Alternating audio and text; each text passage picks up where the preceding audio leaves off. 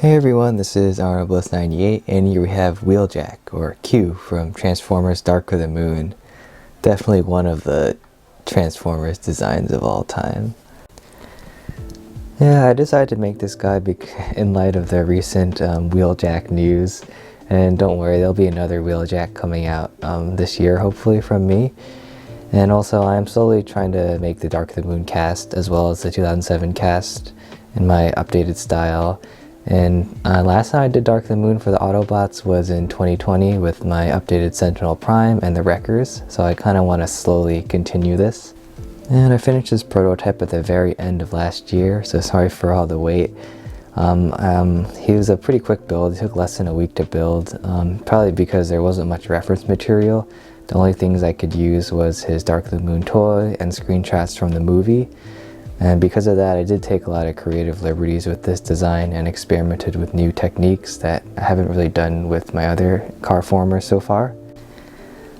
And as a result, trying to try new things, he's kind of a big mix of good and bad things. But overall, I like him a little less than my Barricade and Soundwave I made recently. And of course, if you want to build him, I have PDF instructions on Rubricable. The link is in the description below. And to start here, he is in his car mode. He is a Mercedes-Benz E550. It looks really clean. There's not much studs, to be honest, and it's really smooth. The only two studs are in here, which actually play a big role in robot mode. But yeah, this thing is compact and very nice with the blue. I was debating about using dark blue, but I think that is a bit too dark to what we see in the movie. It kind of has like an iridescent finish. You got the front grille, the lights, this bottom section, and the wheels. He kind of has like a silver trim, so I kind of replicated that with the pins here and the windows, and everything is pretty smooth, just little gaps as usual. And spinning him around, I've always wondered what people that are big into cars or Lego cars think of my alt modes. Are they a little too messy, or they're reasonably accurate? And finally, I think this is easily one of my best rolling Transformers so far.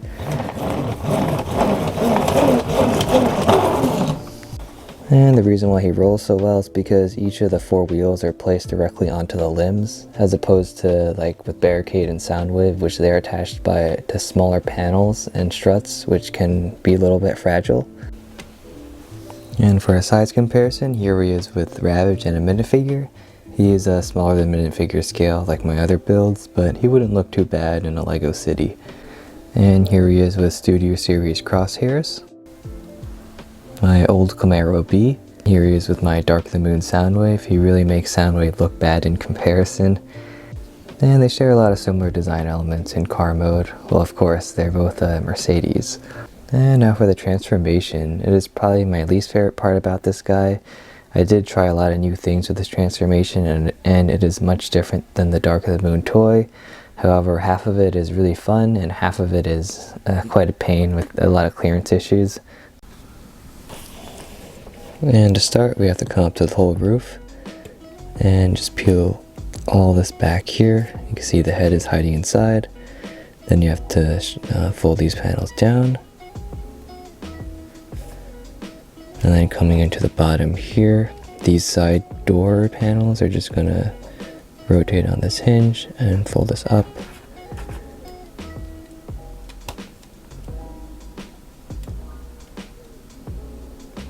Like that.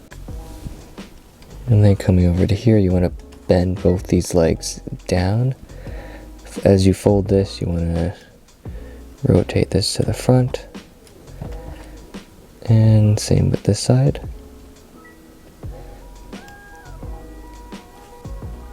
And then set this panel back down, fold this through, and set this down, fold, and then coming into the feet here, you just want to rotate this and set it into place.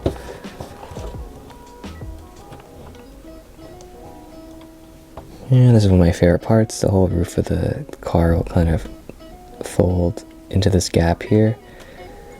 Same with the side. Just like that. And then coming into the back here, you want to fold these panels down,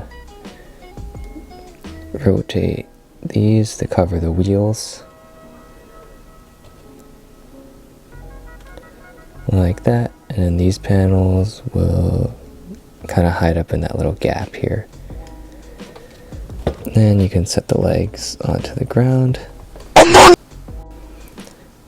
And coming over to here, fold the windshield up, and the two grills here are just gonna shift up and kind of collapse together. And then you want to bend the legs as far forward as you can go. And then coming into here, these sections will become the arms. And then you can set this back down. Next, you shift the side windows down on this little hinge here. And then you bring it forward and fold it up like that. And same for this side. These will form his little lab coat, little like trench coat kind of thing. And this is the hardest part of the transformation, and it's something really new. This section is actually going to kind of split in half to let the head section fold through. So you just want to keep wiggling this down. It's really stiff like that, and then like this. Yeah, the arm does like to come off a lot, but that's okay. You just kind of stick that back on. And then coming to the back, these two halves of the car should stay like flat like this. And then you want to take these two sections and fold them out as far as they can go. And this blob here is pretty much the head and chest combined. Rotate this and then keep these sections.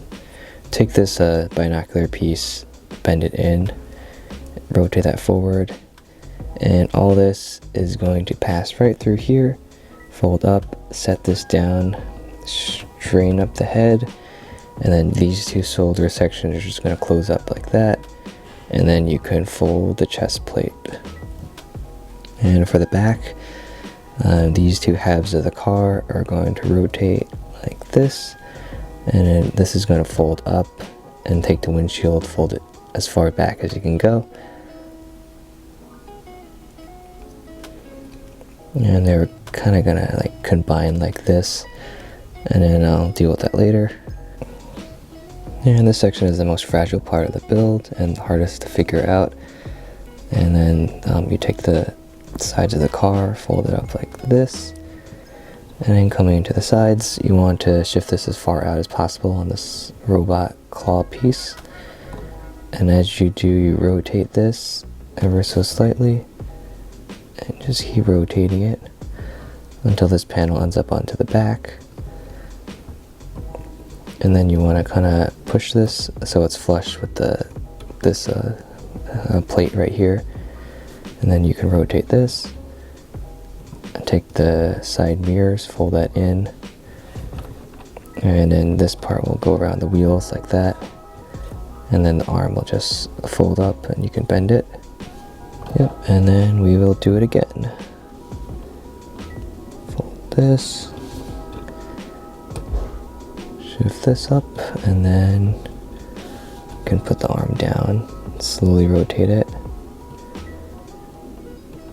Set that into position, rotate that forward, fold in the side mirrors, and then fold it like that.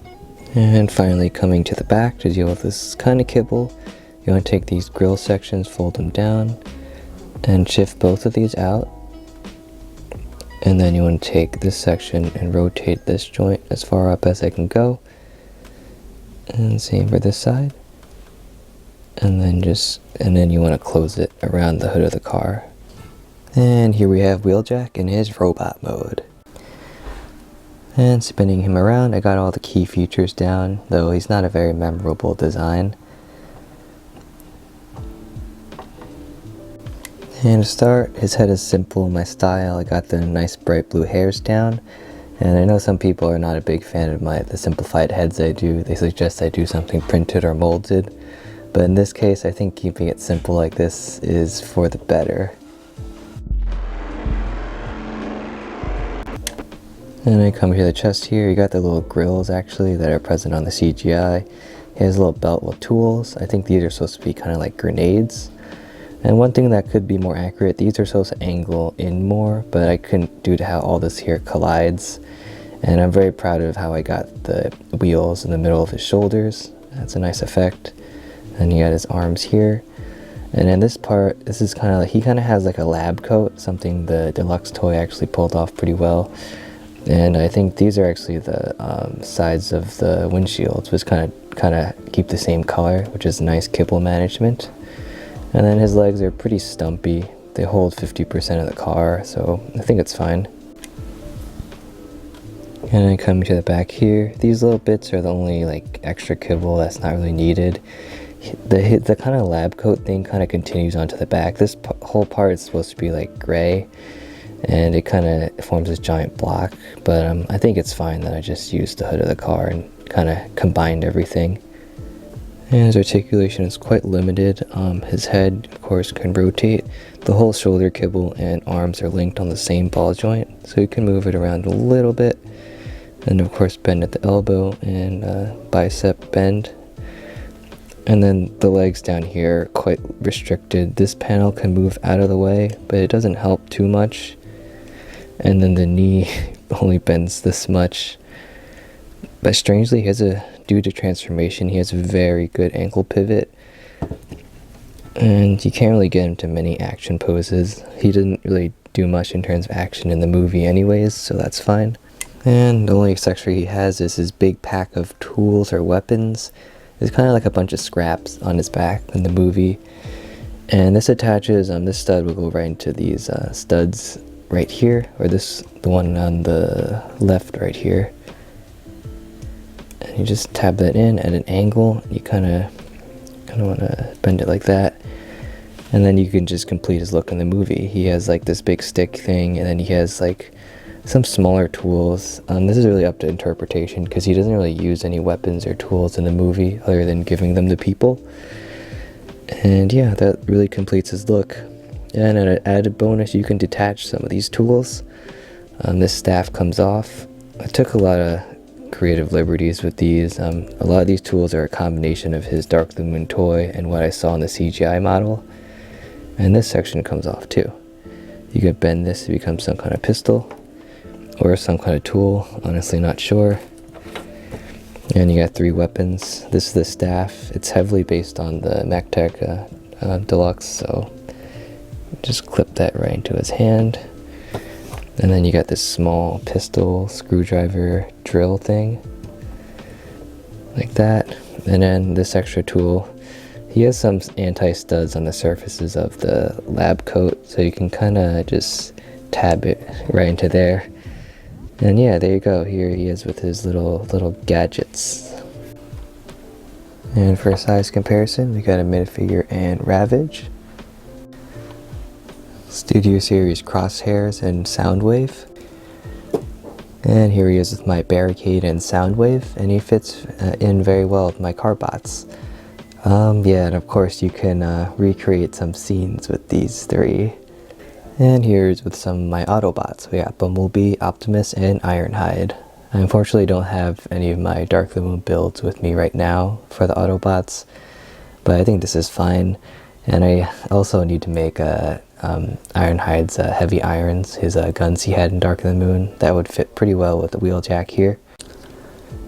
And that is it for this video. I really hope you enjoyed Wheeljack, or Q here. He turned out much nicer than I expected. I just kind of wanted to get him out of the way to add to my Dark of the Moon cast, but this build really surprised me. I think he has one of my best car modes, to be honest, and it even rolls super well. And the transformation is kind of a cluttery mess, but I think that's alright. And of course his instructions are available on Rubricable. You could always have fun messing around with his designs and colors like I did here. And yeah, that is it. I'm not sure which LEGO Transformer I'll be making next, but I definitely need to start on some Rise of the Beast builds soon. And you might see another Wheeljack this year. And I'll see you guys then.